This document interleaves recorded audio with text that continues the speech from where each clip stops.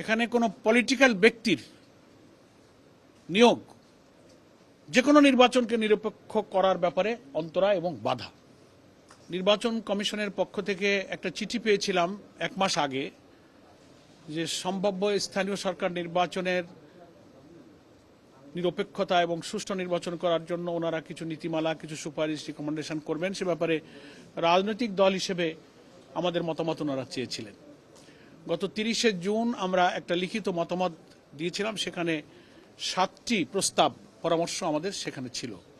আজকে প্রায় এক মাস পর, আজকে 29শে জুলাই, আমরা সরাসরি এসেছি আরও দুটো নতুন প্রস্তাব নিয়ে। স্পেশালি একটা চিঠি আমরা চিফ ইলেকশন কমিশনারকে দিয়েছি, তার সঙ্গে আগের দিনের 7টি প্রস্তাব যুক্ত করে এই 9টি প্রস্তাবের উপরেই আমাদের আজকে মোটামুটি আলোচনা হয়েছে।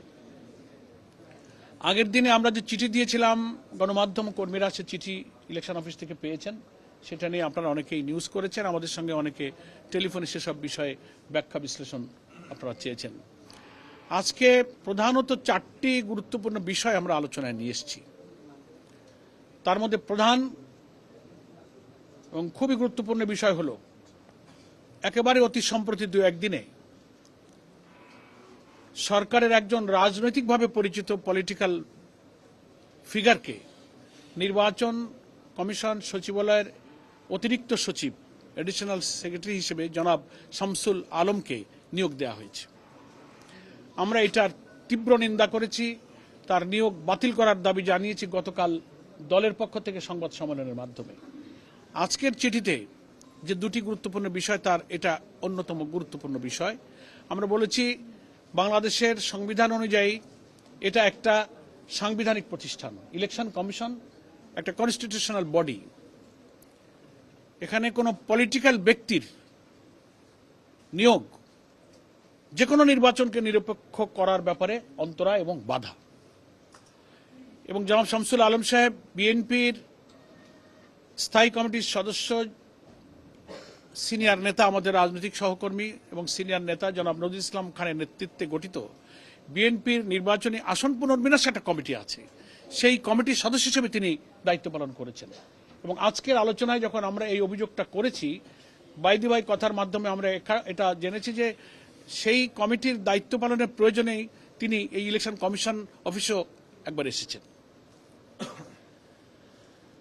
তো আমাদের আজকের আলোচনার প্রথম এবং প্রধান উদ্বেগের বিষয় যেটা ওনাদেরকে জানিয়েছি, যে এই রাজনৈতিক নিয়োগকে বাতিল করতে হবে।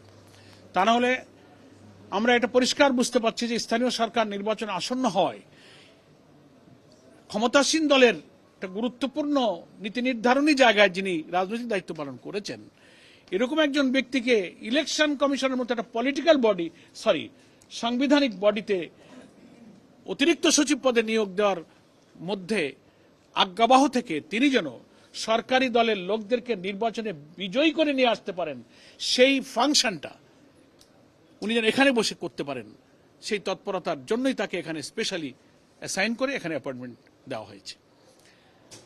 ওনাদেরকে আমরা এটা বলেছি। ওনারা প্রথমত এটা বলতে চেয়েছেন যে ওনার এই রাজনৈতিক পরিচয়টা আমরা আগে বুঝতে পারিনি, মিডিয়াতে এসে ইদানিং আমরা বুঝতে পারছি। সেকেন্ড হচ্ছে, নিয়োগটা তো সরকার চুক্তিভিত্তিক দিয়েছে 1 বছরের জন্য।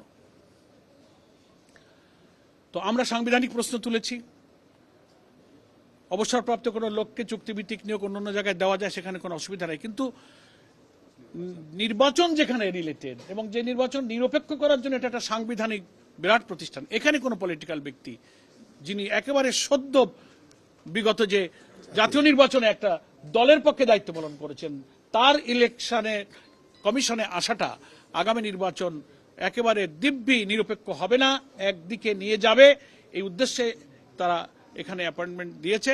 আপনারা এটাকে আপত্তি করেন, বাতিল করার দায়িত্ব তো সরকারের। ওনারা কথা দিয়েছেন যে আমরা এগুলো ইলেকশন, আমরা এটা প্রশ্ন করেছি যে আপনারা যখন দেখলেন এরকম একজন ব্যক্তিকে, তো আপনারা অক্ষমতা ব্যক্ত করতে পারতেন, আপনারা জয়েন করতে দিতেন না, সরকারের কাছে আপনারা আপত্তি জানাতে পারতেন।